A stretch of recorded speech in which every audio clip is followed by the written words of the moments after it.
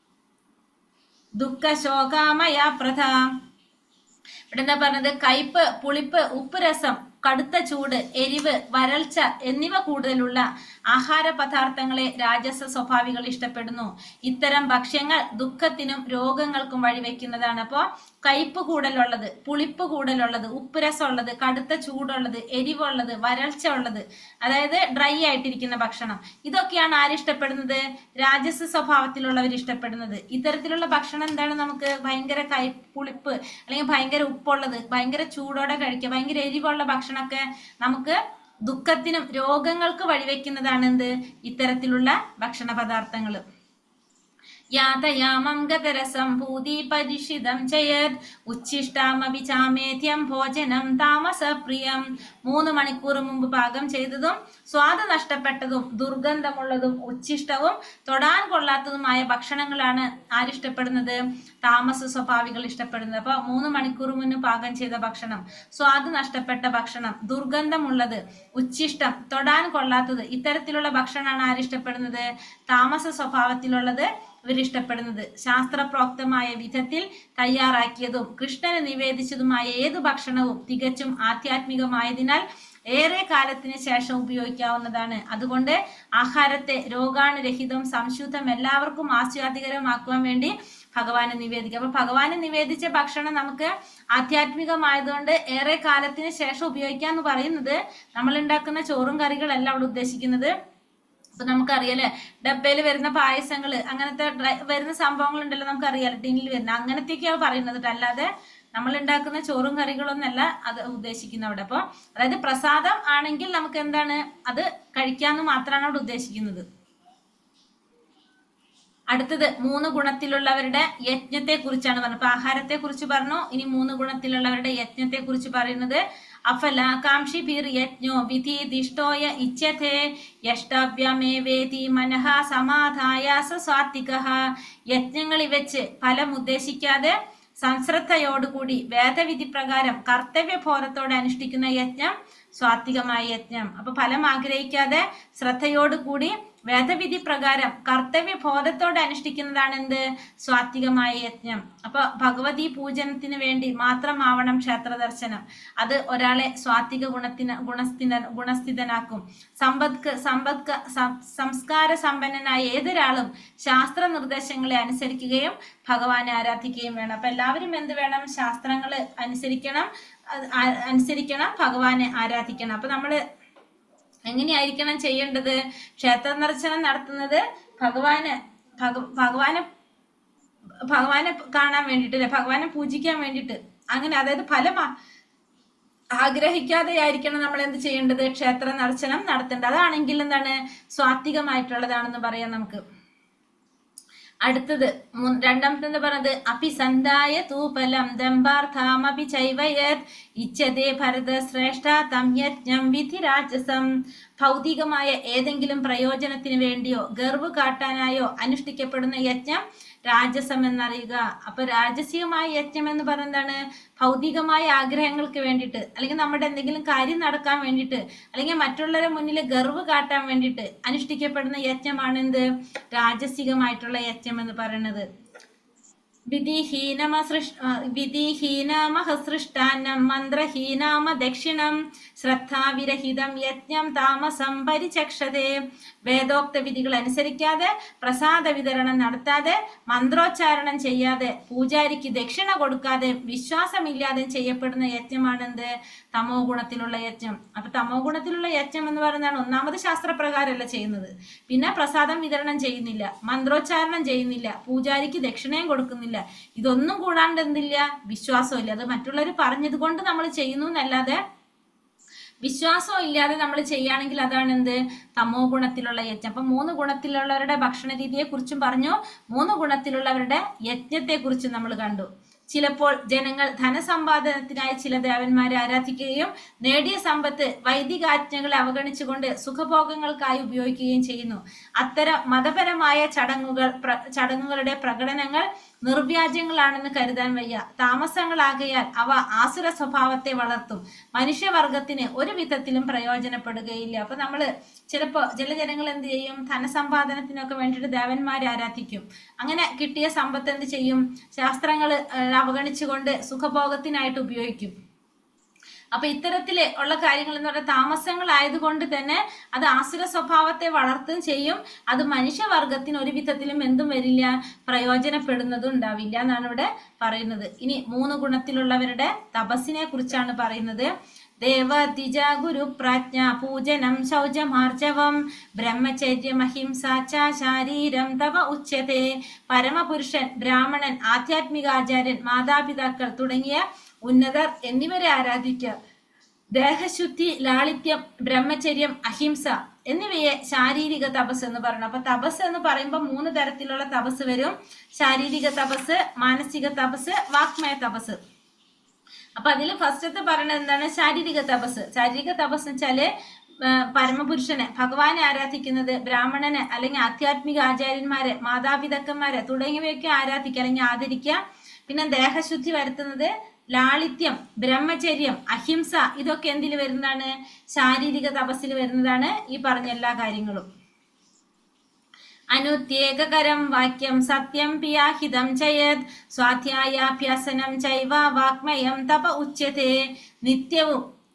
സത്യവും പ്രയോജനകരവും കേൾക്കുന്നവർക്ക് ഉദ്യോഗം ഉണ്ടാക്കാത്തതും ഹിതകരവുമായ സംഭാഷണവും പതിവായുള്ള വേദമന്ത്രോച്ചാരണമാണ് ഇത് വാക്മയ തപസ്. ഒന്ന് സത്യമായിരിക്കണം, നമ്മൾ പറയുന്നത് സത്യം മാത്രം പറയുക. പിന്നെ അത് കേൾക്കുന്നവർക്ക് പ്രയോജനം ഉണ്ടാക്കുന്ന കാര്യങ്ങളായിരിക്കണം, അല്ലെങ്കിൽ കേൾക്കുന്നവർക്ക് ഉദ്യോഗം ഉണ്ടാക്കാത്തതായിരിക്കണം, അവർക്ക് ചിന്തയുണ്ടാക്കുന്ന കാര്യങ്ങളാകരുത്. ഹിതകരമായിട്ടുള്ള സംഭാഷണം, ആവശ്യത്തിന് അതായത് അത്യാവശ്യമുള്ള കാര്യങ്ങൾ സംസാരിക്കുക. പതിവായിട്ടുള്ള വേദമന്ത്രവും എന്തിൽ വരും? വാക്മയ തപസ്സിൽ വരും. അപ്പൊ ഇത്രയും കാര്യങ്ങളാണ് എന്തിൽ വരുന്നത്? വാക്മയ തപസ് എന്ന് പറയുന്നത്. മനഃപ്രസാദ സൗമ്യത്വം മൗനമാത്മാവി നിഗ്രഹ ഭാവസംശുദ്ധിരിത്യേതപോ മാനസമുച്യത്തെ. സംതൃപ്തി, സൗമ്യത, മൗനം, ആത്മസംയമനം, സ്വഭാവശുദ്ധി എന്നിവ മാനസികമായ തപസ്സിൽ പെടുന്നു. അപ്പോൾ ഇവിടെ സംതൃപ്തി, സൗമ്യത, മൗനം, ആത്മസംയമനം, പിന്നെ സ്വഭാവശുദ്ധി ഇതൊക്കെ എന്തിൽ വരുന്നതാണ്? മാനസികമായ തപസ്സിൽ വരും. നമ്മൾ സംതൃപ്തി, നമ്മൾ എല്ലാത്തിനും നമ്മൾ എങ്ങനെയായിരിക്കും? സംതൃപ്തരായിരിക്കും. സൗമ്യത, നമ്മളിൽ എന്തുണ്ടാവും? സൗമ്യതയായിരിക്കും. മൗനം, നമ്മൾ ആവശ്യത്തിന് മാത്രം സംസാരിക്കുക. അതായത് ഭഗവാനെ കുറിച്ച് പറയുമ്പോൾ നമ്മൾ എങ്ങനെയായിരിക്കും? വാചാലനാവും, അല്ലെങ്കിൽ നമ്മൾ മൗനം പാലിക്കുക. പിന്നെ ആത്മസംയമനം പാലിക്കുക, സ്വഭാവത്തിൽ ശുദ്ധി ഉണ്ടാവുക, സ്വഭാവശുദ്ധി ഇതൊക്കെ എന്തിൽ വരുന്നതാണ്? മാനസിക തപസ്സിൽ വരുന്നതാണ്. മൗനം എന്നാൽ ആത്മസാക്ഷാത്കാരത്തിൽ തന്നെ മനസ്സുറപ്പിക്കുക എന്നർത്ഥം. കൃഷ്ണാവബോധനിഷ്ഠനായ മനുഷ്യൻ ആ നിലയ്ക്ക് പൂർണ്ണമായും മൗനിയാണ്. അപ്പൊ നമ്മള് ഭഗവാനെ കുറിച്ച് മാത്രം പറയാം, അതാണ് മൗനം എന്നവിടെ ഉദ്ദേശിക്കുന്നത്. ആത്മസംയമനം അഥവാ മനോനിയന്ത്രണം എന്നാൽ ഇന്ദ്രിയ സുഖങ്ങളിൽ നിന്ന് മനസ്സിനെ മോചിപ്പിക്കലാണ്. അപ്പൊ ആത്മസംയമനം പാലിക്കുക എന്ന് വെച്ചാൽ എന്താണ്?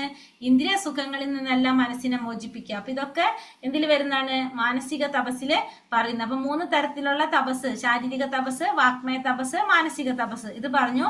ഇനി ഇവിടെ പറഞ്ഞ എന്താണ്? ശ്രദ്ധയാ പരയാ തപ്തം തപസ്ത്രിവിധം നരേ അഫലാകാംക്ഷിഭിർ യുക്തേ സ്വാത്വികം പരിചക്ഷതേ. ഈ 3 തരത്തിലുള്ള തപസ്സും ആധ്യാത്മിക വിശ്വാസത്തോടു കൂടി ഭൗതിക നേട്ടങ്ങൾ ആഗ്രഹിക്കാതെ പരമപുരുഷന് വേണ്ടിയിട്ട്, ഭഗവാന് വേണ്ടി ചെയ്യുകയാണെങ്കിൽ അതെന്താണ്? സ്വാത്വികമായിട്ടുള്ളതാണെന്ന് പറയാം. അപ്പൊ ഈ പറഞ്ഞ 3 തരത്തിലുള്ള തപസ്സുകൾ നമ്മൾ ചെയ്യുന്നത് ഭൗതിക നേട്ടങ്ങളൊന്നും ആഗ്രഹിക്കാതെ ഭഗവാന് വേണ്ടിയിട്ടാണെങ്കിൽ അതെന്താണ്? സ്വാത്വികമായിട്ടുള്ള തപസ് എന്ന് പറയാനായിട്ട് സാധിക്കും.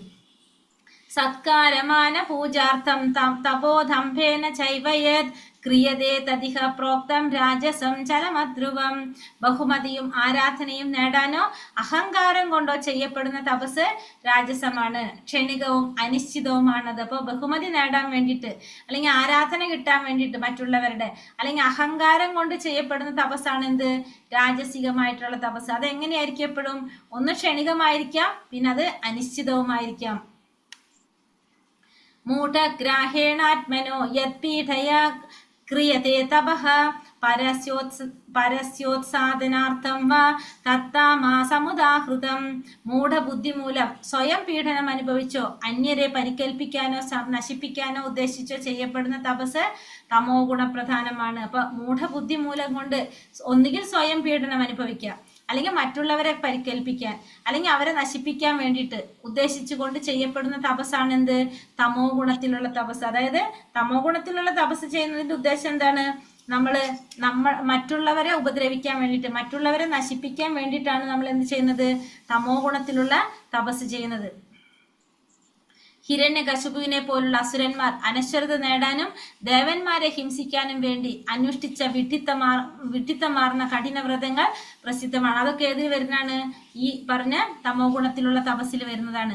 അസാധ്യമായ കാര്യങ്ങൾക്ക് വേണ്ടി കഠിനവ്രതങ്ങളിൽ ഏർപ്പെടുന്നവർ തമോ ഗുണ സ്വഭാവികളാണ്. അപ്പൊ ഇത്തരത്തിലുള്ള കാര്യങ്ങൾക്ക് വേണ്ടിയിട്ട് വ്രതത്തിൽ ഏർപ്പെടുന്നവരാരാണ്? തമോ ഗുണത്തിലുള്ളവരാണ്. ഇനി 3 ഗുണത്തിലുള്ള ദാനത്തെ കുറിച്ചാണ് പറയുന്നത്. ദാതവ്യാമിതി ദയത്താനം ദീയതേനോപകാരിണേ ദേശകാലേ ച പാത്രേ ച തഥാനം സാത്വികം സ്മൃതം. കർത്തവ്യം എന്ന ബോധത്തോടെയും പ്രതിഫലേച്ച കൂടാതെയും ഉചിതമായ സ്ഥലത്ത് വെച്ച് വേണ്ടുന്ന കാലത്ത് അർഹിക്കുന്ന വ്യക്തിക്ക് ചെയ്യുന്ന ദാനം സ്വാത്വികം. അപ്പൊ സ്വാത്വികം എന്ന് പറഞ്ഞാൽ എന്താ? എങ്ങനത്തെ ദാനാണ്? ഒന്ന് കർത്തവ്യ ബോധത്തോടെ ചെയ്യാം, പിന്നെ പ്രതിഫലം ആഗ്രഹിക്കാതെ ചെയ്യുക, പിന്നെ ഉചിതമായ സ്ഥലത്ത് വെച്ചിട്ട് ചെയ്യുക, വേണ്ടുന്ന കാലത്ത് ചെയ്യുക, അർഹിക്കുന്ന വ്യക്തിക്ക് കൊടുക്കുക. അത്തരത്തിലുള്ള ദാനമാണ് എന്ത്? സ്വാത്വികമായിട്ടുള്ള ദാനം എന്ന് പറയുന്നത്. അപ്പൊ നമ്മുടെ കർത്തവ്യ ബോധത്തോടു കൂടി ചെയ്യുന്നു, പ്രതിഫലം ആഗ്രഹിക്കാതെ ഉചിതമായ സ്ഥലത്ത് വെച്ചുകൊണ്ട് അല്ലെങ്കിൽ വേണ്ടുന്ന കാലത്ത് അർഹിക്കുന്ന വ്യക്തിക്ക് കൊടുക്കുന്നതാണ് എന്ത്? സ്വാത്വികമായിട്ടുള്ള ദാനം എന്ന് പറയുന്നത്. ആധ്യാത്മിക കർമ്മങ്ങളിൽ ഏർപ്പെട്ടിരിക്കുന്നവർക്ക് നൽകുന്ന ദാനത്തെ വൈദിക സാഹിത്യം നിർദ്ദേശിക്കാറുണ്ട്. വിവേകപൂർവമല്ലാത്ത ദാനത്തെ അനുകൂലിക്കുന്നില്ല. ആത്മീയോത്കൃഷ്ടം അർഹതയ്ക്ക് മാനദണ്ഡമാണ്. അപ്പോൾ ആത്മീയ കർമ്മങ്ങളിൽ ഏർപ്പെട്ടു പോരുന്നവർക്ക് എന്ത് ചെയ്യുന്നുണ്ട്? അവർക്ക് ദാനം കൊടുക്കാനായിട്ട് ശാസ്ത്രങ്ങളിൽ പറയുന്നുണ്ട്. പക്ഷെ വിവേകപൂർവമല്ലാത്ത ദാനം അതിനൊരിക്കലും അംഗീകരിക്കില്ല. അതായത് ആത്മീയോത്കൃഷ്ടം എന്തിന്റെ മാനദണ്ഡമാണ്? ആ ദാനം കൊടുക്കാനുള്ള അർഹതയുടെ ഒരു മാനദണ്ഡമാണ് എന്ത്? ആത്മീയോത്കൃഷ്ടം. അങ്ങനെയുള്ളവർക്കാണ്, ആധ്യാത്മികമായിട്ട് കർമ്മങ്ങളിൽ ഏർപ്പെട്ടിരിക്കുന്നവർക്കാണ് നമ്മൾ എന്ത് ചെയ്യേണ്ടത്? ദാനം കൊടുക്കേണ്ടത് എന്നിവിടെ പറയുന്നത്. യത്തു പ്രത്യുപകാരാർത്ഥം ഫലമുദ്ദേശ്യ വാ പുനഃ ദീയതേ ച പരിക്ലിഷ്ടം തഥാനം രാജസാംസ്മൃതം. ഏതെങ്കിലും ഫലം ഉദ്ദേശിച്ചുകൊണ്ടോ പ്രത്യുപകാരം പ്രതീക്ഷിച്ചോ പൂർണ്ണ സമ്മതമില്ലാതെ നൽകപ്പെടുന്ന ദാനം രാജസ. അപ്പൊ എന്തെങ്കിലും ഫലം ആഗ്രഹിച്ചുകൊണ്ട്, പ്രത്യുപകാരം പ്രതീക്ഷിച്ചുകൊണ്ട്, നമുക്ക് കൊടുക്കാൻ ഫുൾ ഇഷ്ടമില്ല, പക്ഷെ പറയുന്നത് കൊണ്ട് കൊടുക്കുന്നു, അങ്ങനെ പൂർണ്ണ സമ്മതമില്ലാതെ നൽകപ്പെടുന്ന ദാനമാണ് എന്ത്? രാജസികമായിട്ടുള്ള ദാനം എന്ന് പറയാം. സ്വർഗത്തിലേക്ക് ഉയർത്തപ്പെടുമെന്ന് പ്രതീക്ഷിച്ചോ ചിലപ്പോൾ മനസ്സാടെയോ ചിലർ ദാനം കൊടുക്കും. അതെന്താണ്? അതാണ് രാജസികമായിട്ടുള്ള ദാനം. ഇത്രയേറെ ധനം ഞാൻ വൃഥാ ചെലവാക്കിയല്ലോ എന്ന് ഓർത്ത് പിന്നീട് പശ്ചാത്താപിക്കുകയും ചെയ്യും. മറ്റു ചിലപ്പോൾ മേലാധികാരികളുടെ ദാനങ്ങൾക്ക് രാജസ സ്വഭാവമാണുള്ളത്. അപ്പോൾ രാജസികമായിട്ടുള്ള ദാനം, രാജസ സ്വഭാവത്തിലുള്ള ദാനം എന്ന് പറഞ്ഞാല് നമ്മൾ ഫലം ആഗ്രഹിച്ചുകൊണ്ട് ദാനം ചെയ്യുന്നതും പിന്നെ മനസ്സോടെ ചെയ്യുന്ന ദാനവുമാണ് എന്ത്? രാജസികമായിട്ടുള്ള ദാനം എന്ന് പറയുന്നത്. ഇനി തമോ ഗുണത്തിലുള്ള ദാനം അദേശകാല യഥാനം പാത്രേ പിശ്ച ധീയതേ അസത്കൃതം അവജ്ഞാതം താമസാമുദാഹൃതം. ഉചിതമല്ലാത്ത കാലത്ത് അവിശുദ്ധമായ സ്ഥലത്ത് അനർഹരായവർക്ക് നൽകപ്പെടുന്ന ദാനവും ആദരം കൂടാതെ അവജ്ഞയോടെ നൽകപ്പെടുന്നതും താമസമായിട്ടുള്ളതെന്ന് പറയാം. അപ്പൊ ഒന്ന് ഉചിതമല്ലാത്ത കാലത്ത് കൊടുക്കുക, അവിശുദ്ധമായ സ്ഥലത്ത് വെച്ച് കൊടുക്കുക, അർഹതയില്ലാത്ത വ്യക്തികൾക്ക് കൊടുക്കുക. ഇത്തരത്തിലുള്ള ദാനം എന്താണ്? തമോ ഗുണത്തിലുള്ള ദാനമാണ്. പിന്നെ രണ്ടാമത് പറയുന്നു ആദരം കൂടാതെ അവജ്ഞയോടെ നൽകപ്പെടുക. അർഹതയുള്ള വ്യക്തിയെ ആദരിക്കാതെ അവരെ അവജ്ഞതയോടെ അവർക്ക് കൊടുക്കുന്ന ദാനം എന്താണ്? അതും താമസികത്തിലാണ് വരുന്നത്. രണ്ടും തമോ ഗുണത്തിലുള്ള ദാനമാണ്. ലഹരി പാനത്തിനോ ചൂതുകളിക്കോ വേണ്ടിയുള്ള ദാനം തമോ ഗുണപ്രധാനമാണ്. അതിവിടെ പ്രോത്സാഹിപ്പിക്കും. ഇപ്പൊ നമ്മള് ലഹരി കഴിക്കാൻ വേണ്ടിട്ട് അല്ലെങ്കിൽ ചൂതുകളിക്ക് വേണ്ടിയിട്ടൊക്കെ ദാനം കൊടുത്താല് അതൊക്കെ എന്താണ്? തമോ ഗുണത്തിലുള്ളത് വരുന്നത്. ഇപ്പൊ നമ്മൾ കരുതി കൂട്ടി കൊടുക്കണമെന്നില്ല. നമ്മൾ കൊടുത്ത ദാനം അവർ അത്തരത്തിലുള്ള പ്രവർത്തിക്ക് ഉപയോഗിച്ചാലും അതെന്തായി? തമോ ഗുണത്തിലുള്ളതായിട്ട് മാറി. പ്രയോജനമില്ല. അത്തരം ദാനം പാപകർമ്മത്തിന് പ്രേരകമാണ്. ദാനാർഹരായ ഒരാൾക്ക് അശ്രദ്ധമായി അവഗണനയോടെ നൽകുന്ന ദാനം അത്ര തന്നെ താമസമാണ്. അപ്പൊ ദാനത്തിന് അർഹതയുള്ള ഒരു വ്യക്തിക്ക് നമ്മൾ ശ്രദ്ധയില്ലാതെ അവരെ ബഹുമാനിക്കാതെ നമ്മൾ ദാനം കൊടുത്താൽ അതും എങ്ങനെയാണ്? തമോ ഗുണത്തിൽ തന്നെയാണ് വരുന്നത്. ഇനി ഉപസംഹാരം ഇതിൽ പറയുന്നത് എന്താണ്? ഓം തത് സാദിതി നിർദ്ദേശോ ബ്രഹ്മണ സ്ത്രീവിധാൻ സ്മൃതഃ ബ്രഹ്മണസ്തേന വേദാശ്ച യജ്ഞാശ്ച വിഹിതാ പുര. സൃഷ്ടിയുടെ ആരംഭം മുതൽക്കേ പരമമായ നിരപേക്ഷ തത്വത്തെ സൂചിപ്പിക്കാൻ ഉപയോഗിച്ചിരുന്ന 3 വാക്കുകളാണ് ഓം തത്സത് എന്നിവ. പ്രതീകാത്മകളായി ഈ വാക്കുകൾ വേദോച്ചാരണത്തിലും യജ്ഞാനുഷ്ഠാനങ്ങളിലും ബ്രാഹ്മണൻ പരമപുരുഷന്റെ സംതൃപ്തിക്ക് വേണ്ടി ഉരുവിട്ടു പോന്നു. അപ്പൊ സൃഷ്ടിയുടെ ആരംഭം മുതൽക്ക് തന്നെ പരമമായിട്ടുള്ള നിരപേക്ഷ തത്വത്തെ സൂചിപ്പിക്കാൻ വേണ്ടി ഉപയോഗിച്ചിരുന്ന 3 വാക്കുകളാണ് എന്ത്? ഓം തത്സത് എന്ന് പറയുന്നത്. ഈ വാക്കുകൾ വേദോച്ചാരണത്തിലും യജ്ഞാനുഷ്ഠാനങ്ങളിലും ബ്രാഹ്മണൻ എന്ത് ചെയ്തു? പരമപുരുഷന്റെ ഭഗവാന്റെ സംതൃപ്തിക്ക് വേണ്ടിയിട്ടാണ് ഉരുവിട്ടു പോകുന്നത് ഓം തത്സത് എന്ന് പറയുന്നത്. കാരണം ഇത് എന്താണ്? പരമപുരുഷനെ സമർപ്പിക്കുന്ന നമ്മൾ ഓം തത്സത് എന്ന് പറഞ്ഞ് നമ്മൾ ചെയ്യുന്ന കാര്യങ്ങൾ ഭഗവാനെ സമർപ്പിക്കുന്നതുകൊണ്ട് ഇത് ഭഗവാനെ പ്രതിനിധീകരിക്കുന്നതാണ്. ഇപ്പൊ നമ്മൾ ചെയ്യുന്നതുകൊണ്ട് എന്തെങ്കിലും തെറ്റുകൾ ഉണ്ടെങ്കിൽ എന്താണ്? അത് ഭഗവാനെ സമർപ്പിക്കുന്നതോടുകൂടി അത് ഇല്ലാതാകാണ് ചെയ്യുന്നത്. അപ്പൊ അതുകൊണ്ട് നമ്മൾ എന്ത് ചെയ്യുന്നു? ഓം തത്സത് എന്നൊരു വിട്ടുകൊണ്ടാണ് നമ്മളെല്ലാം ഭഗവാന് സമർപ്പിക്കുന്നത്. അപ്പോൾ അറിഞ്ഞോ അറിയാതെയോ നമ്മളിൽ എന്തെങ്കിലും തെറ്റുകൾ സംഭവിച്ചാൽ അത് ഭഗവാന് സമർപ്പിക്കുന്നതോട് കൂടി അതെന്താണ്? അർപ്പിക്കുന്നത് കൊണ്ടുകൂടി അത് ഇല്ലാതാകാണ്. ഏതു കർമ്മവും ഓം തത്സത് അതായത് പരമപുരുഷന് വേണ്ടിയാണ് ചെയ്യേണ്ടത് എന്ന് ഭഗവത്ഗീത നിർദ്ദേശിക്കുന്നു. യജ്ഞം, ദാനം, തപസ് എന്നിവ 3 വാക്കുകളോടെ അനുഷ്ഠിക്കുന്ന ആൾ കൃഷ്ണാവബോധസ്ഥിതനാണ്. ഈ 3 വാക്കുകളോടെ അനുഷ്ഠിച്ചു കഴിഞ്ഞാൽ കൃഷ്ണാവബോധസ്ഥിതനാണ്. ആധ്യാത്മിക കർമ്മങ്ങളുടെ ശാസ്ത്രീയമായ അനുഷ്ഠാനമാണ് കൃഷ്ണാവബോധം. അത് മനുഷ്യനെ സ്വഭാവനമായ ഭഗവത് ധാമത്തിലേക്ക് തിരിച്ചെത്തിക്കുന്നു. ആധ്യാത്മികമായ ഈ വഴിക്കുള്ള പ്രവർത്തനം ശക്തിക്ഷയത്തിന് കാരണമാകുന്നില്ല. അപ്പോൾ ഈ ആധ്യാത്മിക കർമ്മങ്ങളുടെ ശാസ്ത്രീയമായ അനുഷ്ഠാനമാണ് എന്ത്? കൃഷ്ണാവബോധം എന്ന് പറയുന്നത്. അപ്പൊ കൃഷ്ണാവബോധത്തോടെ പ്രവർത്തിക്കുകയാണെങ്കിൽ നമുക്ക് എന്ത് സാധിക്കും? നമ്മുടെ സ്വന്തം ഭവനമായിട്ടുള്ള ഭഗവാന്റെ ധാമത്തിലേക്ക് തിരിച്ചു പോകാൻ നമുക്ക് സാധിക്കും. അങ്ങനെ ആധ്യാത്മികമായി വഴിക്കുള്ള പ്രവർത്തനം ശക്തിക്ഷയത്തിന് നമ്മുടെ കാരണമാകുന്നില്ല. അപ്പൊ നമുക്ക് എന്ത് സാധിക്കും? ഭഗവാന്റെ ധാമത്തിലേക്ക് നമ്മുടെ സ്വന്തം ഭവനത്തിലേക്ക് നമുക്ക് തിരിച്ചു പോകാനായിട്ട് സാധിക്കും. തസ്മാദോമിത്യുദാഹൃത്യ യജ്ഞദാനാതപാക്രിയഃ പ്രവർത്തന്തെ വിധാനോക്ത സതതം ബ്രഹ്മവാദിനാം. അതുകൊണ്ട് വൈദിക നിയന്ത്രണം അനുസരിച്ച് യജ്ഞദാന തപസ്സുകൾ അനുഷ്ഠിക്കുന്ന അതീന്ദ്രിയവാദികൾ പരമപുരുഷനെ പ്രാപിക്കുന്നതിനായി എപ്പോഴും ഓം എന്ന വാക്കോട് കൂടിയാണ് എല്ലാം ആരംഭിക്കുന്നത്. അപ്പൊ അതുകൊണ്ട് തന്നെ എന്ത് വേണം? വൈദിക നിയന്ത്രണം അനുസരിച്ച് യജ്ഞദാന തപസ്സുകൾ അനുഷ്ഠിക്കുന്ന അതീന്ദ്രിയവാദികള് പരമപുരുഷനെ പ്രാപിക്കാൻ വേണ്ടിയിട്ട് എപ്പോഴും എന്ത് ചെയ്യും? ഓം എന്ന വാക്കോട് കൂടിയിട്ടാണ് എല്ലാം ആരംഭിക്കുന്നത്. ഓം തത് വിഷ്ണു പരമം പദം. ഋഗ്വേദം 22:20 പറയണ വിഷ്ണുവിന്റെ പാദകമലം. പരമമായ ഭക്തിയുടെ വേദിയാണെന്ത്? വിഷ്ണുവിന്റെ പാദകമലം. ഭഗവാന് വേണ്ടി ചെയ്യുന്ന കർമ്മങ്ങളെല്ലാം എന്ത് സംഭവിക്കും? പരിപൂർണത. അപ്പൊ ഭഗവാന് വേണ്ടിയിട്ട് എന്ത് ചെയ്താലും അതിന് നമുക്ക് പരിപൂർണത നേടാനായിട്ട് സാധിക്കും. താദിത്യാനഭിസന്ധായ ഫലം യജ്ഞാതപാക്രിയഃ ദാനക്രിയാശ്ച വിവിധ ക്രിയേന്തി മോക്ഷം കാംക്ഷിഭിഃ. ഫലോദ്ദേശം കൂടാതെ തത് എന്നുച്ചരിച്ചു കൊണ്ട് വേണം ഒരാൾ പലതരത്തിലുള്ള യജ്ഞവും ദാനവും തപസ്സും ഒക്കെ ചെയ്യേണ്ടത്. ഭൗതിക ബന്ധങ്ങളിൽ നിന്നുള്ള മുക്തിയാണ് അങ്ങനെയുള്ള അതീന്ദ്രിയ പ്രവർത്തനങ്ങളുടെ ഉദ്ദേശം. അപ്പൊ നമുക്ക് ഈ ഭൗതിക ബന്ധനത്തിൽ നിന്ന് മുക്തി നേടണമെങ്കിൽ നമുക്ക് എന്ത് വേണം? ഫലം ആഗ്രഹിക്കാതെ നമ്മൾ ചെയ്യുന്ന എല്ലാ തരത്തിലുള്ള പ്രവർത്തനങ്ങളും യജ്ഞം ചെയ്താലും ദാനം ചെയ്താലും തപസ് ചെയ്താലും നമ്മൾ എന്ത് ചെയ്യണം? ഓം തത്സത് എന്ന് ഉച്ചരിച്ചു കൊണ്ട് വേണം നമ്മളത് ചെയ്യാനായിട്ട്. കാരണം ഇത് എന്താണ്? നമ്മുടെ ഈ ഭൗതിക ബന്ധത്തിൽ നിന്ന് നമുക്ക് മോചനം നേടാനായിട്ട് ഇത് സഹായിക്കുന്നതാണ്. സദ്ഭാവേ സാധുഭാവേ ച സദിത്യേ തത് പ്രയുജ്യതേ പ്രശസ്തേ കർമ്മണി തഥാ സച്ഛബ്ദ പാർത്ഥയുജ്യതേ യജ്ഞേ തപസ്സി ദാനേ ച സ്ഥിതി സതിതി സോചോച്യതേ കർമ്മ ചൈവ തദർത്ഥീയം സദിത്യോ വാഭിധീയതേ. നിരപേക്ഷ തത്വമാണ് ഭക്തിപൂർവം ചെയ്യപ്പെടുന്ന യജ്ഞത്തിന്റെ ലക്ഷ്യം.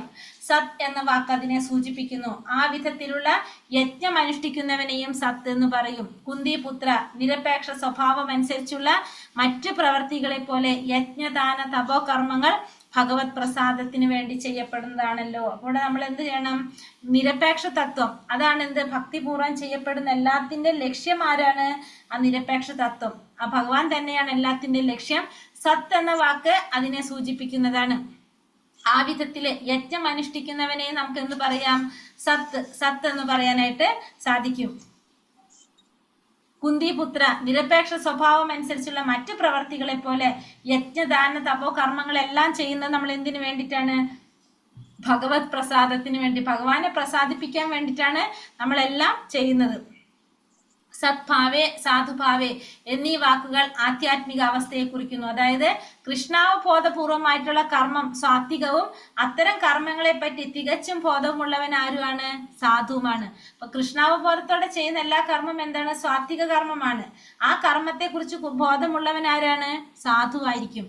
ക്ഷേത്രത്തിൽ നിവേദ്യം പാകം ചെയ്യുക മുതൽ പരമപുരുഷന് വേണ്ടി ചെയ്യുന്ന ഏതു പ്രവൃത്തിയും ഭഗവത് ചരിത്രങ്ങൾ കീർത്തിക്കുന്നത് ഉൾപ്പെടെ തദർത്ഥീയം എന്ന വാക്കാൽ നിർവചിക്കപ്പെട്ടിട്ടുണ്ട്. അപ്പൊ എല്ലാതും ഭഗവാന് വേണ്ടിയിട്ടാണ് നമ്മൾ ചെയ്യുന്നത്. അപ്പൊ അവിടെ അതിനെന്താ സൂചിപ്പിക്കുന്നത്? തദർത്ഥീയം എന്ന വാക്ക് അവയ്ക്ക് വേണ്ടിയുള്ള, അതായത് അവയ്ക്ക് വേണ്ടിയുള്ള എന്നാണ് പറയുന്നത്. തദർത്ഥീയം, എല്ലാം ഭഗവാന് വേണ്ടിയിട്ടാണ് ചെയ്യുന്നതെന്ന് സൂചിപ്പിക്കുന്നതാണത്. സർവകർമ്മങ്ങളുടെയും പരിപൂർണതയെ മുൻനിർത്തിക്കൊണ്ടാണ് ഇങ്ങനെ പല വിധത്തിലും ഓം തത്സത് എന്ന് മഹത്തായ വാക്കുകൾ മന്ത്രിക്കപ്പെടുന്നത്. അപ്പോൾ സർവകർമ്മങ്ങളുടെയും പൂർണ്ണത മുൻനിർത്തിക്കൊണ്ടാണ് എന്ത് പറയുന്നത്? ഓം തത്സത് എന്ന് ഉരുവിടുന്നത്. അശ്രദ്ധയാഹുതം ദത്തം തപസ്തപ്തം കൃതം ചയത് അസാദിത്യുച്യതേ പാർത്ഥ നച തത്പ്രേത്യനോ ഇഹ.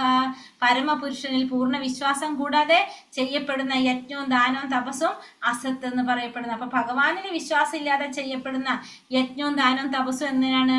അത് അസത്ത് എന്നാണ് അറിയപ്പെടുന്നത്. ക്ഷണികങ്ങളായ അത്തരം കർമ്മങ്ങൾ ഇഹലോകത്തിലും പരലോകത്തിലും നിഷ്പ്രയോജനങ്ങളാണ്. അപ്പോൾ അത്തരത്തിലുള്ള കർമ്മങ്ങൾ നമ്മൾ ക്ഷണികമായിട്ടുള്ളത് അത് നമുക്ക് ഇഹലോകത്തിലായാലും പരലോകത്തിലായാലും എങ്ങനെയാണ്? നിഷ്പ്രയോജനങ്ങളായിട്ടുള്ളതാണ് ഇത്തരത്തിലുള്ള എല്ലാ കർമ്മങ്ങളും. തമോ ഗുണത്തെക്കാളും രജോ ഗുണത്തെക്കാളും നല്ലത് സാത്വിക ഗുണമാണ്.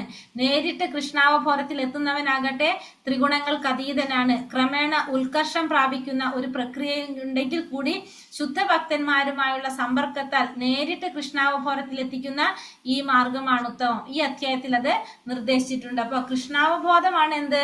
നേരിട്ട് കൃഷ്ണാവബോധത്തിൽ എത്തുന്നവൻ ത്രിഗുണങ്ങൾക്ക് അതീതനാണ്. അപ്പൊ ക്രമേണ ഉത്കർഷം പ്രാപിക്കുന്ന ഒരു പ്രക്രിയ ഉണ്ടെങ്കിൽ കൂടി ഈ ശുദ്ധഭക്തന്മാരുമായിട്ടുള്ള സമ്പർക്കം, അതായത് കൃഷ്ണാവബോധത്തിലൂടെ നേരിട്ട് നമുക്ക് എന്ത് സാധിക്കും?